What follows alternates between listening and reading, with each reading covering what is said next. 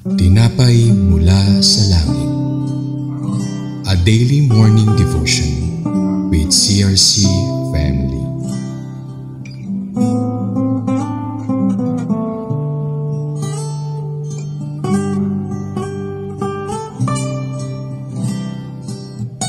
Good morning! Happy anniversary, CRC family! Another blessed year for all of us. May we continue to glorify and worship the Lord. Isimulan natin ang umagang ito sa panalangin. Dear Lord, thank you for this wonderful day, celebrating your love, faithfulness, provision, and grace unto our church. Thank you for being our hope no matter how difficult life can be. Thank you for accompanying us every step of the way through the uncertainties. Only you, Lord, is certain and you are our fortress. Thank you for every good thing that we have and experienced because of you. We pray na sa inyong mensahe sa umagang ito ay nawa ay maging malinaw sa bawat nakikinig at ito ay maging reminder and encouragement sa bawat isa. In Jesus' name, Amen. Tayo naman ay dadako sa mensahe. Mababasa ito sa Deuteronomy 5 verses 8 to 10. You shall not make for yourself an image in the form of anything in heaven above, or on the earth beneath, or in the waters below.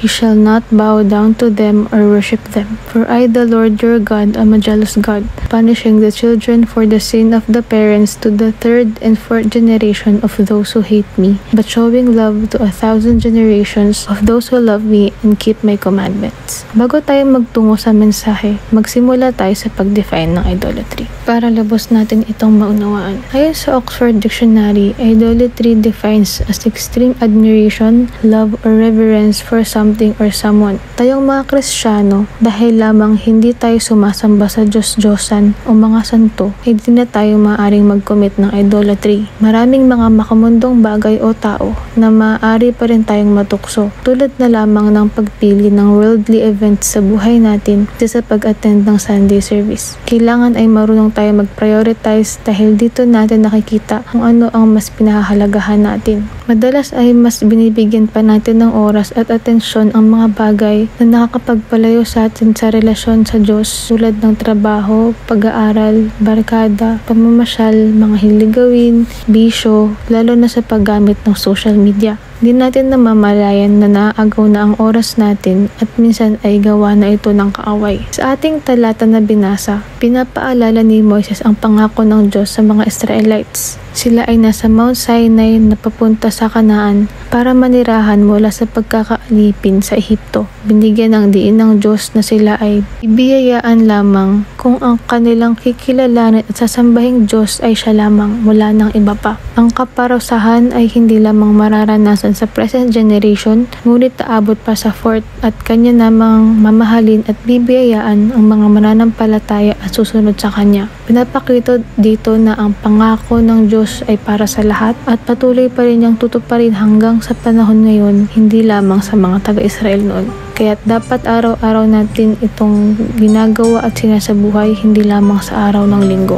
Para sa ating conclusion at application, at present, God is still reminding us. We can find this reminder in Acts 4:12. Salvation is found in no one else, for there is no other name under heaven given to mankind by which we must be saved. Bilang CRC members, maraming ways para mas mapalalim pa natin ang pagkakakilala sa Diyos at tuloy-tuloy siyang sundin sa pamamagitan ng pagbabad sa kanyang mga salita, tulad ng pag-attend ng online services at Sunday services. Maaari rin tayong gumawa ng personal ways upang magpatuloy sa pagsamba sa kanya, gaya ng daily devotions at laging pagdarasal.